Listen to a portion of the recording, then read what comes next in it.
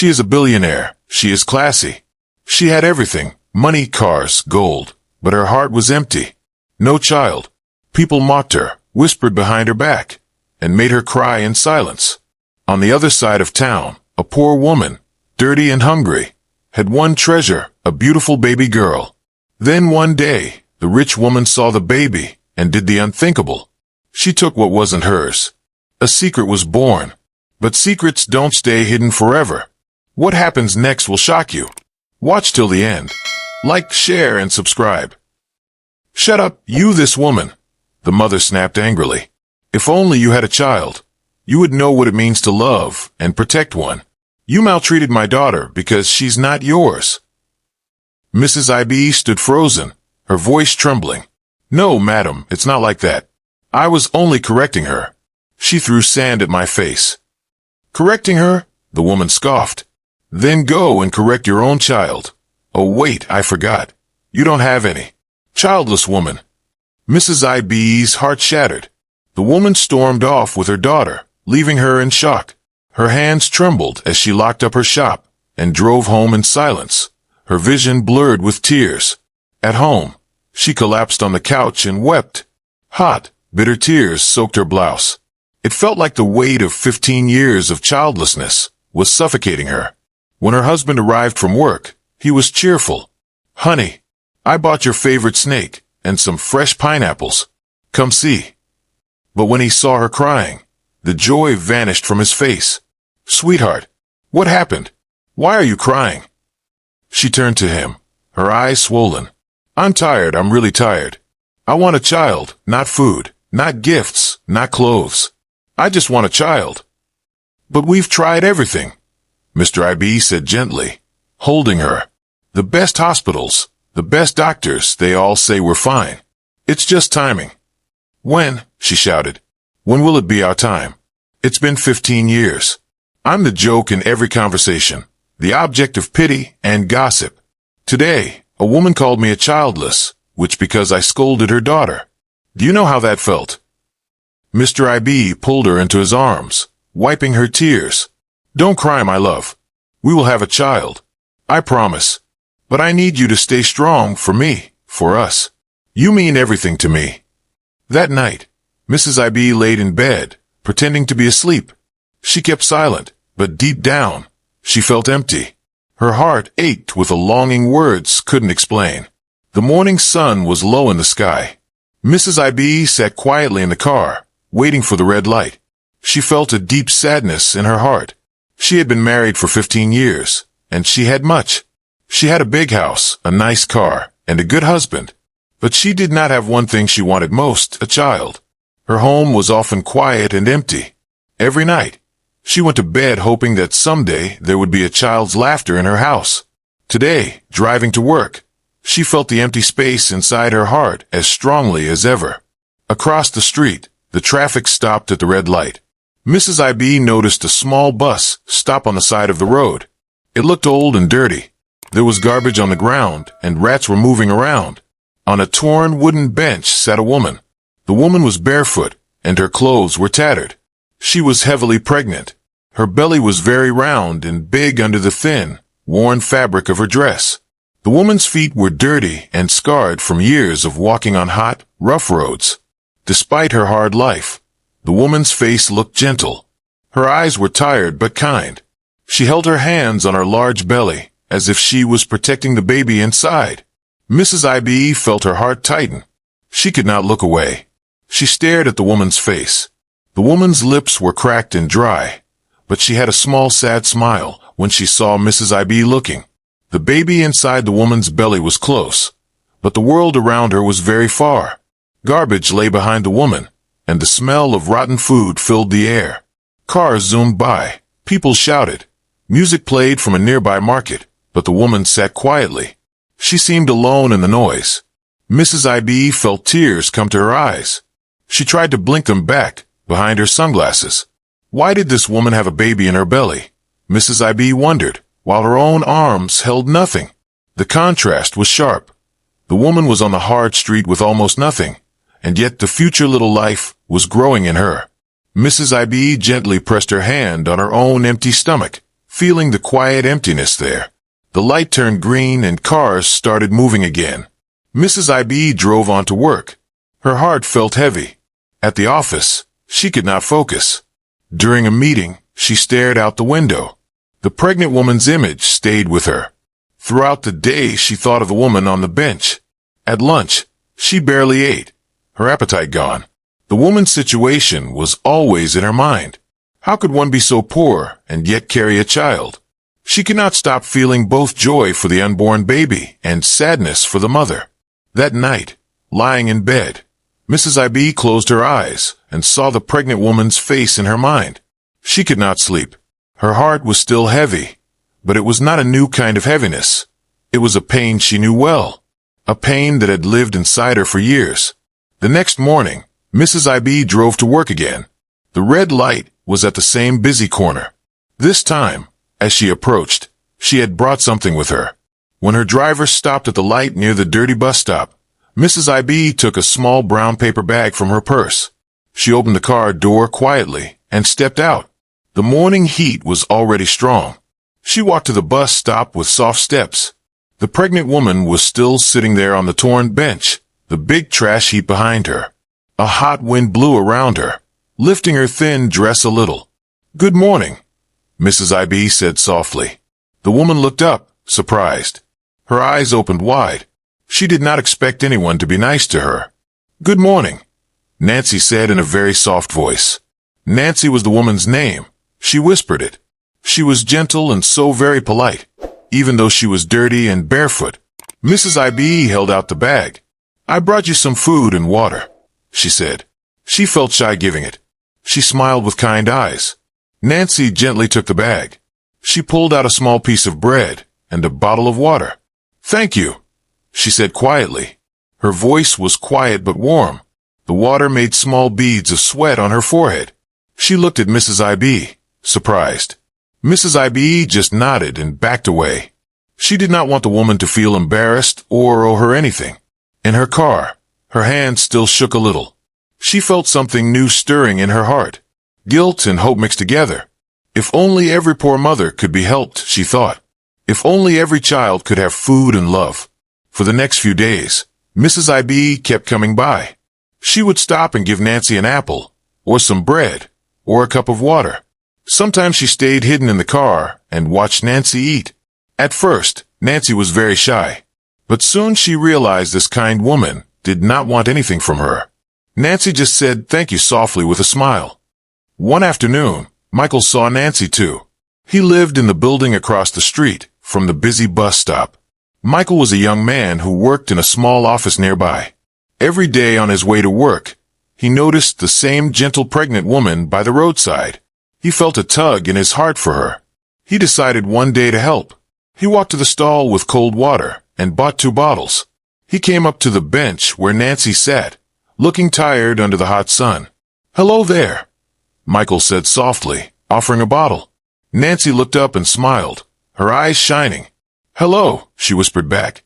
She accepted the bottle. Michael introduced himself. "I'm Michael. I see you here every day. I thought you might need this." Nancy placed the water on the ground beside her. She smiled brightly. "Thank you, Michael. I am Nancy," she said, touching her belly gently. "It is hot today." "You're pregnant?" he asked her gently. Nancy nodded. "Yes, I'll be due soon," he replied. "Are you okay?" Nancy nodded and took a small sip of water. "I am fine. The baby is fine. I am just tired." Her voice sounded soft but strong. Michael sat next to her on the bench. They began to talk. He listened as Nancy spoke of small things, of the warm morning sun, of the cool breeze that might come by afternoon, and of the plants growing along the road that she sometimes collected to eat. Michael was surprised by how intelligent she was. She knew the names of many plants. She spoke calmly about books she used to read in a school library. Sometimes she even talked about math, the way her father had taught her. Michael realized that Nancy had a good mind and a kind heart. As they talked, Michael learned more about her story. She told him she once dreamed of becoming a teacher. "I wanted to help children learn," she said softly. "But life had other plans." She explained, without bitterness, how she had lost her job, and how her man left. She was not angry or bitter. She was gentle and thankful for what she still had. Michael felt both sadness and admiration. Nancy's calm acceptance and hope in the face of hardship made him smile and feel emotional at the same time. After a few more weeks, Mrs. IB noticed something different. On one of her trips, she stopped, but Nancy did not come. The bench was empty, and there were no belongings around it. The food she left lay untouched on the ground. Panic rose in her chest. Where was Nancy? What had happened to the woman and her baby? The next day, Mrs. IB came again, only to find the same emptiness. She asked a passerby, but no one knew. Fear and worry filled her. The next day, she got down from her car and walked to the bin area. There she saw Nancy, tired, barefoot, cradling a tiny baby. She was sitting on a bench, a beautiful newborn baby girl in her arms. The baby had dark curly hair and bright eyes. The small girl looked peaceful, wrapped in a clean cloth. "You gave birth," she exclaimed. Nancy smiled weakly. "Yes, Ma. It's a girl. And she is so beautiful." Mrs. IB said, smiling. She carried the baby for a while, left in return with some gifts for the baby and mother. That night, Mrs. IB couldn't sleep. She kept hearing the baby's tiny cry in her mind. She pictured herself holding the baby, rocking her to sleep. The idea grew stronger each day. "I have good news," Mrs. IB said cheerfully one evening as her husband came home. Mr. IB smiled. "What is it?" "I want us to adopt a baby." He beamed. "Finally. That's a great idea. We can visit an orphanage or motherless baby's home. I'll support you fully." "No," she said slowly. "Not from a home." "Then where?" "There's a dirty woman by the roadside. She just gave birth. I want her baby." Mr. IB's smile faded. "What? That's crazy. She's the baby's mother, no matter how poor or dirty she is." "But she's mentally ill," she said.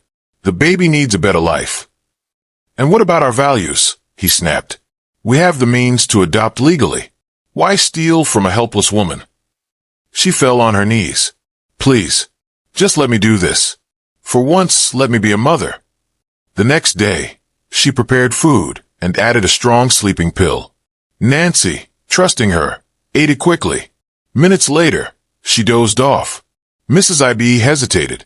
"Forgive me," she whispered, then gently lifted the baby, wrapped her in a shawl, and drove away. At home, she bathed the baby, dressed her in new clothes, and sang lullabies with joy. When her husband returned, the joy in her eyes melted his anger. "She's beautiful," he whispered. It was a bright morning, but Nancy's world was suddenly dark. She woke up slowly, her head feeling heavy and her eyes blinking weakly. Something didn't feel right. She stretched her arms, then quickly sat up. Her heart skipped. The small mat beside her was empty. The baby was gone. She jumped to her feet. "My baby! My baby!" she screamed loudly, her voice shaking with fear. She searched the corners of the room. She lifted the thin wrapper on the floor, looked under the bench outside the shack, checked behind the curtain. But the baby was not there. Tears streamed down her cheeks as she cried. "Somebody took her. Somebody took my baby." Just then, Michael walked in, smiling and holding a black nylon bag. "Guess what?" he said excitedly. "I have a surprise for you, Nancy. I got us a small apartment. It's not big, but it's better than here. We can finally—" He stopped when he saw her face. Nancy was crying uncontrollably, shaking like a leaf in the wind. "What's wrong?" he asked, dropping the bag and rushing to her side. "Nancy, talk to me. What happened?" "My child is gone," she screamed, grabbing his shirt. "She's gone. Someone stole her while I was asleep." Michael's face turned pale. "Stolen? What? By who? Who did this?" Nancy's lips quivered. She tried to calm down, but her chest was rising and falling too fast. "That woman," she said slowly, her eyes wide with realization. "The rich woman who used to bring me food. She was kind. I trusted her. She gave me jollof rice yesterday. I didn't know. I didn't know she had put something in it." Michael clenched his fists tightly. His jaw was stiff with anger. "She drugged you. Are you saying she gave you something to make you sleep, and then took your baby? Nancy nodded slowly, her whole body trembling. Yes. I didn't even hear the baby cry. I just slept deeply, and when I woke up, everything was quiet. Michael hugged her tightly. We'll find her. I promise. But do you know where she stays? Nancy shook her head sadly. No. I never asked. She always came in her car. I don't even know her full name. But you know her face, right? He asked. Yes, Nancy said, wiping her tears. I'll never forget that face. Days later, Nancy had moved into the small apartment with Michael's help. It wasn't fancy, but it was clean and safe. Still, her eyes always looked tired, and her face held the sadness of a mother longing for her child. One afternoon, while walking along a busy road to buy food, Nancy stopped suddenly. Her eyes widened. Her heart pounded. That car, she whispered. It was the same white SUV. Clean, shiny, with tinted windows. And there she was, Mrs. I.B., stepping out, holding a baby wrapped in pink cloth. Nancy's heart jumped in her chest. It's her! She screamed and started running. But before she could get close, Mrs. I.B. entered the car, and it drove off quickly. No! Wait! Nancy cried, chasing the car with all her strength. She jumped into a passing Kiki and shouted, Follow that white SUV. Please, I beg you. The Kiki driver looked surprised, but when he saw the tears in her eyes, he nodded and stepped on the pedal. They chased the car through streets and turns until it finally stopped in front of a large, beautiful mansion with tall gates and security guards in black uniforms. Nancy quickly jumped down and ran toward the gate. Please, she shouted. That woman took my baby. I just want to see my child. The security men blocked her roughly. Leave here, mad woman, one of them shouted. You can't come in here. Go before we call the police. But I am the baby's real mother. Nancy cried, her voice cracking. She stole my child. They didn't listen. One of them shoved her and locked the gate. Nancy returned to the apartment with swollen eyes and a bleeding lip. Michael was shocked when he saw her. What happened? I saw her, Nancy said breathlessly. I saw Mrs. I.B. with my baby. She entered a big house, but the guards didn't let me in. They pushed me and called me crazy. Michael clenched his jaw. Enough is enough. If they won't listen to us, the police will. We're not alone in this. They went to the nearest police station. Nancy explained everything with tears, and Michael supported her every word. The officer in charge nodded. We'll go with you. If what you say is true, we'll handle it. The police followed them back to the mansion. This time, the guard saw the officers and opened the gate quickly without argument. Inside, the house was quiet and neat. Flowers lined the walkway. A man in a suit stepped out. It was Mr. I.B. The officers showed their ID. We have a report against your wife. Where is she? Mr. I.B. looked confused. My wife? She's inside with the baby. Just then, Mrs. I.B. walked out of the house, smiling, holding the baby tightly in her arms. Nancy saw her and screamed, That's my child. That's my daughter. She rushed forward and snatched the baby from her arms, holding the child tightly against her chest. My baby. My sweet baby. Mrs. I.B. stood frozen, her face white with shock. I thought you were mad. I didn't mean to hurt anyone. I just wanted to love her. Love, Nancy shouted, tears running down her face. You stole her from me. You drugged me and ran away with my child. That is not love. Please, Mrs. I.B. whispered. I couldn't have children. I only wanted to give her a good life. Michael stepped forward. Then you should have asked. You don't take someone's child and call it kindness. The officers arrested Mr. and Mrs. I.B. on the spot. As they were led away, Mrs. I.B. kept looking at the baby, her eyes filled with silent tears. Nancy kissed her baby's forehead. You're safe now. I've got you. For the first time in many days, she smiled. It wasn't over yet, but it was the beginning of something new. The air was heavy with silence as Nancy stood quietly at the police station, looking through the cold metal bars that separated her from Mrs. I.B. Her heart pounded gently inside her chest. A mixture of pain, confusion, and sympathy sat quietly on her face. Mrs. IB sat on the bench inside the small holding cell. Her face looked pale and tired, her eyes red and swollen from too many tears. When she saw Nancy approach, she slowly stood up, pressing her trembling fingers against the bars. I'm sorry, Mrs. IB whispered, her voice shaking. I had no child for 15 years. I was desperate. I saw your baby, and something in me snapped. I just wanted to love her.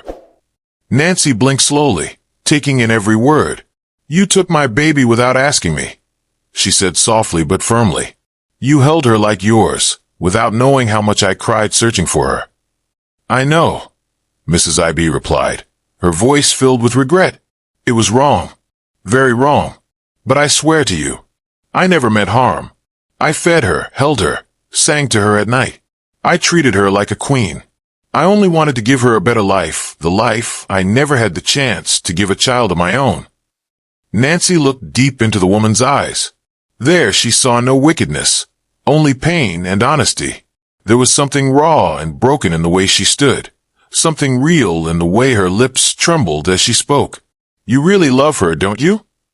Nancy asked. I do, Mrs. IB whispered, tears rolling down her cheeks.